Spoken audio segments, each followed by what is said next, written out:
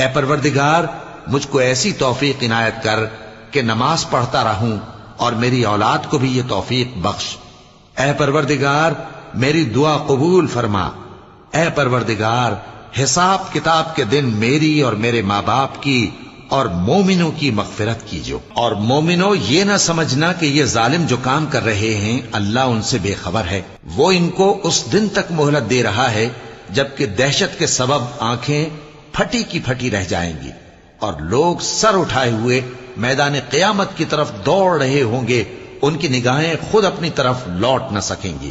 اور ان کے دل مارے خوف کے ہوا ہو رہے ہوں گے۔ اور لوگوں کو اس دن سے آگاہ کر دو جب ان پر عذاب آ جائے گا، تب ظالم لوگ کہیں گے کہ اے ہمارے پروردگار ہمیں تھوڑی سی مہلت عطا کر تاکہ ہم تیری دعوت توحید قبول کریں اور تیرے پیغمبروں کے پیچھے چلیں۔ تو جواب ملے گا، کیا تم